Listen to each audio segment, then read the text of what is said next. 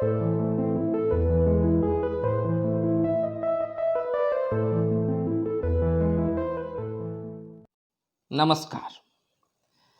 Excellence learner के online इस classroom में आप सभी का स्वागत है।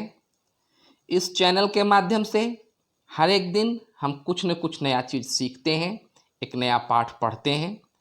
आज इसी के दरमियान सप्तम क्लास के हिंदी पाठ्यपुस्तक बसंत से संकलित एक कविता आप लोगों के सामने प्रस्तुत करने के लिए जा रहा हूँ, एक तिनका।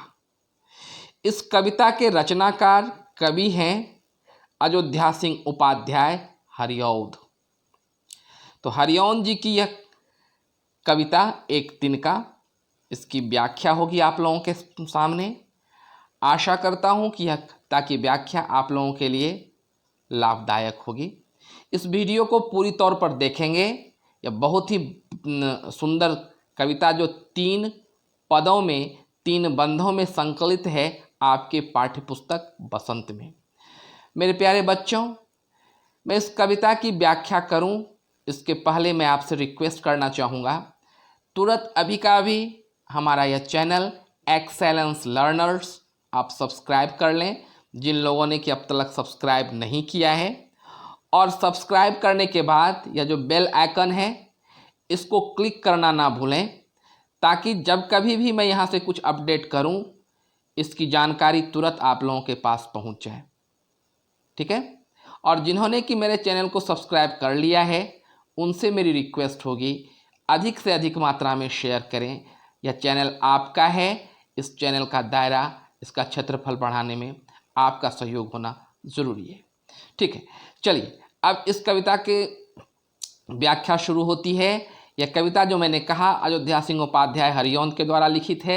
यही हैं अयोध्या सिंह उपाध्याय हरिऔध, इस कविता के रचनाकार। इस कविता के माध्यम से मूल रूप से कवि ने एक संदेश देने का प्रयास किया है कि घमंड किसी भी तरीके से अच्छा नहीं होता। भले ही हम अपने किसी भी बात के में अपने आप को सर्वश्रेष्ठ मानकर घमंड से भर जाएं, लेकिन घमंड कभी भी अच्छा नहीं होता, वह विनाश उसका होता ही होता है। चलिए कविता में प्रवेश करते हैं। मैं घमंडों से भरा ऐठा हुआ, एक दिन था जब मुंडेरे पर खड़ा, अचानक दूर से उड़ता हुआ, एक तिनका आंख में मेरी पड़ा। तिनका मतलब होता है एक छोटा सा घास का टुकड़ा। ठीक है। इसके माध्यम से कवि कहना चाह रहे हैं कि किसी भी व्यक्ति का घमंड तोड़ने के लिए, उस घमंड को समाप्त करने के लिए, वास्तविकता का अवलोकन कराने के लिए एक तिनका ही काफ़ी है। कवि ने इस कविता के प्रारंभिक शब्द मैं से शुरू किया है। मैं कवि अपने आप को संबोधित कर रहे हैं, लेकिन वस्तुतः यह कविता तो हम सभी के लिए है। हर एक व्यक्ति के लिए जिन्हें थोड़ा भी किसी भी चीज़ के लिए घमंड है, यह कविता उनको संबोधित है। और कवि कह रहे हैं कि मैं घमंडों से भरा हुआ, ऐठा हुआ था। ऐठा मतलब अकड़न से युक्त था। और कहाँ था? एक दिन था मुंडेरों पर खड़ा। मुंडेर मतलब छत के किनारे। तो एक दिन मैं छत के किनारे खड़ा था।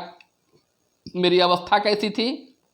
मैं घमंड से भरा था कि अचानक दूर से उड़ता हुआ तिनका आँख में मेरी पड़ा, और एक तिनका हवा के साथ उड़ता हुआ उनकी आंखों में आ पड़ा। देखते हैं वह तिनका आते ही क्या हुआ। मैं झिझक उठा बेचैन सा, लाल होकर आंख भी दुखने लगी, मुठ देने लोग कपड़े की लगे, ऐंठ बेचारी दबे पाँव भगे। दूसरा बंद। प्रथम में मैंने देखा कवि ऐंठे हुए हैं, घमंड से भरे हुए हैं, लेकिन अचानक एक तिनका उनके आंखों में आकर लग जाता है, आंखों में प्रवेश कर जाता है। और इतना होते ही क्या हुआ? मैं झिझक उठा। झिझक उठा मतलब मैं अभी का अभी घमंड से भरा था, अचानक किसी ने मेरे इस घमंड को चुनौती दे डाली। वस्तुतः मैं झिझक उठा, बेचैन सा, लाल होकर आंख भी दुखने लगी।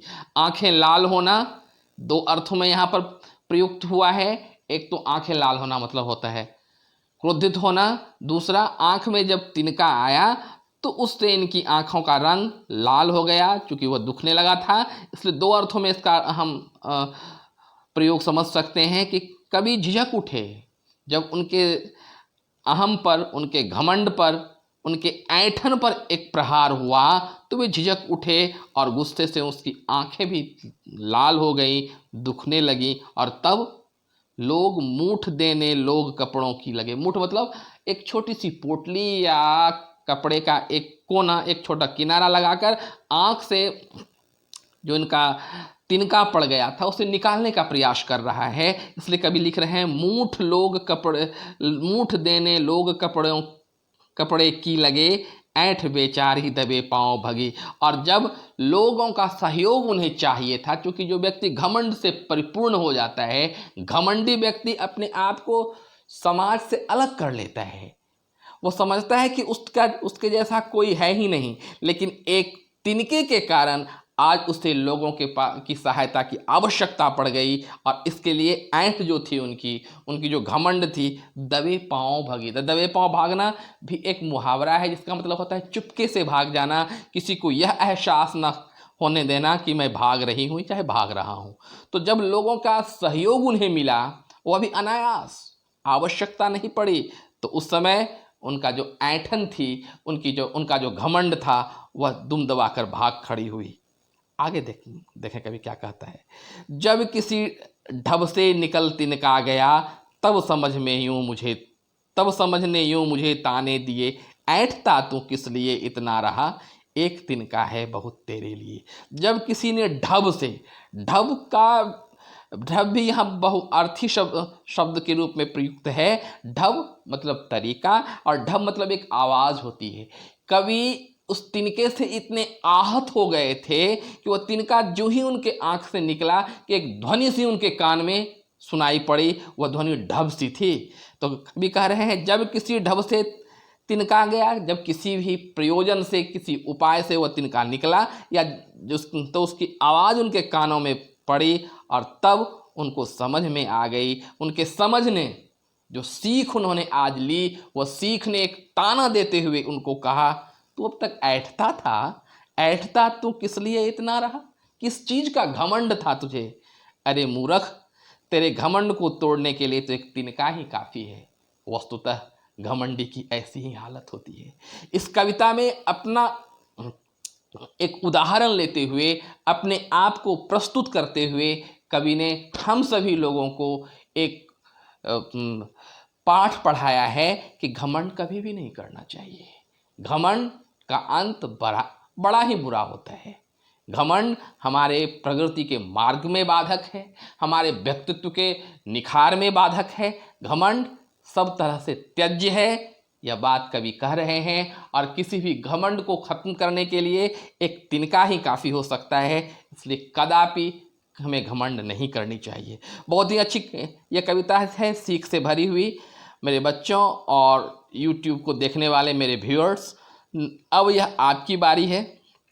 मैं फिर आपको कहूँगा, यदि यह कविता आपको अच्छी लगी, आप अभी का अभी हमारे इस चैनल को सब्सक्राइब करें, बेल आइकन को प्रेस करें। साथ ही साथ एक बात और बताऊं कि आपके पाठ्यपुस्तक की अन्य कविता को भी मैंने अपलोड कर दिया है, जो आपको आई बटन इस वीडियो के अंत में मिलेगा। उसे जब आप क्लिक करेंगे तो पूरा का पूरा प्लेलिस्ट आपके सामने खुल जाएगा, और अन्य कविताओं का भी आप वहां से वीडियो देख पाएंगे।